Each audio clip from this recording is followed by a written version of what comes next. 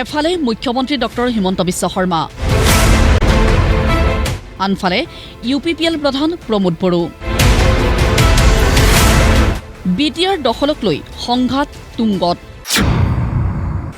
মিত্ৰ UPPLক সমালোচনা নকৰোঁ, এইদৰে প্ৰতিশ্ৰুতি দি BTRত ৰণদংগা বজাইছিল মুখ্যমন্ত্ৰীয়ে।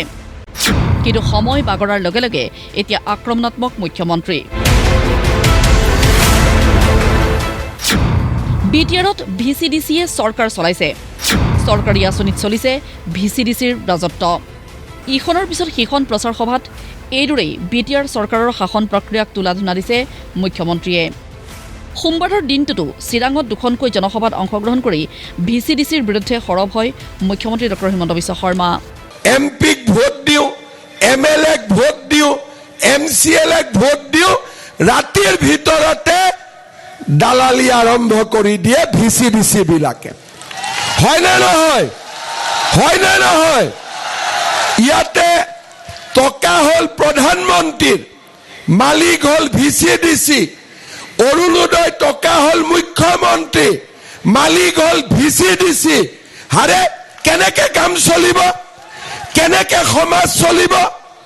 সেইকাৰণে এইবাৰ আমাৰ এটাই কথা যে BTADত VCDC ৰাজত্ব নচলিব, BTADত মানুহৰ ৰাজত্ব চলিব লাগিব। মুখ্যমন্ত্ৰীৰ এনেবোৰ বক্তব্যই এতিয়া বিপাঙত পেলাইছে প্ৰমোদ বড়োক। প্ৰত্যক্ষভাৱে মুখ্যমন্ত্ৰীক আক্ৰমণ নকৰিলেও প্ৰমোদ বড়োৰ প্ৰত্যুত্তৰ। BTRত আঁচনিৰ কাম ভালদৰেই আগবাঢ়িছে। মুখ্যমন্ত্ৰীৰ হাতত কি ৰিপৰ্ট আছে নাজানো। VCDCটো তেখেতে কিবা এটা চিন্তা কৰি কৈছে, তেখেতৰ তাত কি ৰিপৰ্ট আছে মই নাজানো। কিন্তু VCDCটো অকল বড়োলেণ্ডত নাই, আমাৰ 10খন 6 শিডিউলতে VCDC আছে। আৰু সেই VCDCটো 6 শিডিউলত থাকিব। VCDCত আপুনি ইলেকশ্যন পাতিব লাগে, আৰু ইয়াৰ কাৰণে সংবিধান সংশোধনী কৰি যিটো 125th এমেণ্ডমেণ্ট হ'ব লাগে, সেইটো আমি ৰখি আছোঁ। যেতিয়া 125th এমেণ্ডমেণ্ট হৈ যাব, VCDCত ইলেকশ্যন হ'ব, আৰু ইলেকশ্যন হোৱালৈকে পঞ্চায়তৰ নিচিনাকৈ সেইটো কাম কৰিব। আৰু লগে লগে আমি এতিয়া VCDCত ছেক্ৰেটাৰী দিলোঁ। আগতে ঘৰত বহি VCDC চেয়াৰমেন মেম্বাৰে কাম কৰিছিলে। VCDC অফিচবিলাক নিৰ্মাণ কৰা হৈ গ'ল 100%। আৰু এতিয়া VCDCৰ ছেক্ৰেটাৰী এক সপ্তাহৰ ভিতৰতে এপইণ্টমেণ্ট হ'বলৈ গৈ আছে। সেইসকলে আহি পেলাই VCDC অফিচত বহিব। এইবাৰ PNRDৰ যিবিলাক কাম কাজ হৈছে বড়োলেণ্ডত বহুত ভাল হৈছে। PNRD ডিপাৰ্টমেণ্ট, য'ত PMOৰ ঘৰ দিয়া হৈছে, আগৰ চৰকাৰৰ সময়ত বহুত পেণ্ডিং আছিলে। এতিয়া আজি 4 বছৰত আমি প্ৰায় 2,90,000, এতিয়ালৈকে 3 লাখ হৈ গ'ল, ঘৰ নিৰ্মাণ কৰা কাম হৈ গ'ল। এক কথাত ক্ষমতাৰ স্বাৰ্থত দুই মিত্ৰ দলৰ মাজত সংঘাত জলজল পটপট।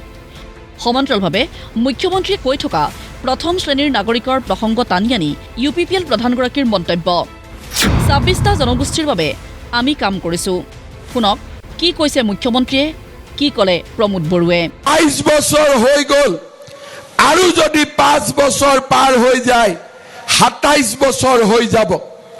আমাৰ মানুহে অধিকাৰ নাপাব, সদায় দ্বিতীয় শ্ৰেণীৰ নাগৰিক হৈ থাকিব, আৰু সদায় বৰালি মাছে যেনেকে সৰু সৰু মাছ খায়, VCDC বিলাকে আমাক খায়েই থাকিব। এইটোতো তেখেতে কি ভাবি কৈছে নাজানো। এনেইতো আমি চব জনগোষ্ঠীক লৈ কাম কৰিছোঁ। এতিয়া ভাৰতবৰ্ষত আপোনালোকেতো সাংবাদিক হয়, বহুত কথা চাই থাকে। ভাৰতবৰ্ষত হয়তো প্ৰথম বড়োলেণ্ড কাউন্সিলতে 26টা জনগোষ্ঠীৰ কাৰণে একেলগে ভিজন ডকুমেণ্ট আমি তৈয়াৰ কৰিছোঁ। আমি বেলেগতো দেখা নাই। চ' একেলগে ভিজন ডকুমেণ্ট 26টা জনগোষ্ঠীৰ যিটো ৰীতি নীতি কালচাৰ আছে, সাংস্কৃতিক, চবকো আমি এটা চব জনগোষ্ঠীৰে এটা কালচাৰেল প্ৰগ্ৰামটো আমি কাউন্সিলৰ যিটো আছে আমি কেলেণ্ডাৰলৈ লৈ আহিছোঁ, আৰু সেইটো ৰেষ্ট্ৰিক্টেড হলিডে হ'ব বুলি আমি ঘোষণা কৰিছোঁ। যুঁজ তুংগত BTR দখলৰ অংকত মিত্ৰ পৰিণত হৈছে শত্ৰুলৈ। নিশ্চিতভাৱে সময়ৰ লগে লগে অতি আকৰ্ষণীয় হ'ব এই যুঁজ। ব্যুৰ' ৰিপৰ্ট, প্ৰতিদিন টাইম।